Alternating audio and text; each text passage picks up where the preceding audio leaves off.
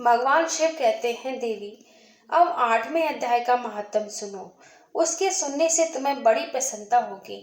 लक्ष्मी जी के पूछने पर भगवान विष्णु ने उन्हें इस प्रकार 8वें अध्याय का महात्म बताया था। दक्षिण में आर्तकमपुर नामक एक प्रसिद्ध नगर है। वहां भाव शर्मा नामक एक ब्राह्मण रहता था, जिसने वैश्या को पत्नी बनाकर रखा था। वह मांस खाता, मदिरा पीता, साधुओं का धन चुराता, पराई स्त्री से व्यभिचार करता और शिकार खेलने में दिलचस्पी रखता था। वह बड़े भयानक स्वभाव का था और मन में बड़े बड़े हौसले रखता था। एक दिन मदिरा पीने वालों का समाज जुटा था। उसमें भाव शर्मा ने भर पेट ताड़ी पी, खूब गले तक उसे चढ़ाया। अतः अजीर से अत्यंत पीड़ित होकर वह पापात्मा कालवश मर गया और बहुत बड़ा ताड़ का वृक्ष हुआ। उसकी घनी और ठंडी छाया का आश्रय लेकर ब्रह्म राक्षस भाव को प्राप्त हुए कोई पति पत्नी वहां रहा करते थे। उनके पूर्व जन्म की घटना इस प्रकार है। एक कुशी बल नामक ब्राह्मण था, जो वेद वेदांग के तत्वों का ज्ञाता, संपूर्ण शास्त्रों के अर्थ का विशेषज्ञ और सदाचारी था। उसकी स्त्री का नाम कुमति था। वह बड़े खोटे विचार की थी। वह ब्राह्मण विद्वान होने पर भी अत्यंत लोभवश अपनी स्त्री के साथ प्रतिदिन भैंस, काल पुरुष और घोड़े आदि बड़े दानों का ग्रहण किया करता था, परंतु दूसरे ब्राह्मणों को दान में मिली हुई कौड़ी भी नहीं देता था। वे ही दोनों पति पत्नी कालवश मृत्यु को प्राप्त होकर ब्रह्म राक्षस हुए। वे भूख और प्यास से पीड़ित हो इस पृथ्वी पर घूमते हुए उसी ताड़ वृक्ष के पास आए और उसके मूल भाग में विश्राम करने लगे। इसके बाद पत्नी ने पति से पूछा, नाथ, हम लोगों का यह महान दुख कैसे दूर होगा तथा इस ब्रह्म राक्षस योनि से किस प्रकार हम दोनों की मुक्ति होगी। तब उस ब्राह्मण ने कहा, ब्रह्म विद्या के उपदेश, आध्यात्म तत्व के विचार और कर्म विधि के ज्ञान बिना किस प्रकार संकट से छुटकारा मिल सकता है।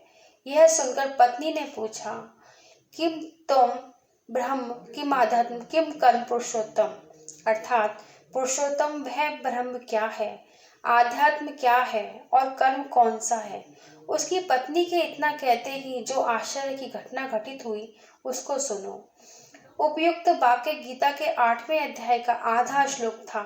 उसके श्रवण से वह वृक्ष उस समय ताड़ के रूप को त्याग कर भाव शर्मा नामक ब्राह्मण हो गया। तत्काल ज्ञान होने से विशुद्ध चित्त होकर वह पाप के चोले से मुक्त हो गया तथा उस आधे श्लोक के ही माध्यम से वे पति पत्नी भी मुक्त हो गए। उनके मुख से देवात ही 8वें अध्याय का आधा श्लोक निकल पड़ा था। तदंतर आकाश से एक दिव्य विमान आया और वे दोनों पति पत्नी उस विमान पर आरूढ़ होकर स्वर्गलोक को चले गए। वहां का यह सारा वृत्तांत अत्यंत आश्चर्यजनक था। उसके बाद उस बुद्धिमान ब्राह्मण भाव शर्मा ने आदर पूर्वक उस आदि श्लोक को लिखा और देव जनार्दन की आराधना करने की इच्छा से वह मुक्तिदायिनी काशीपुर में चला गया।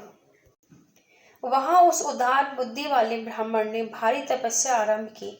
उसी समय क्षीर सागर की कन्या भगवती लक्ष्मी ने हाथ जोड़कर देवताओं के भी देवता जगतपति जनार्दन से पूछा, नाथ, आप सहसा नींद त्याग कर खड़े क्यों हो गए।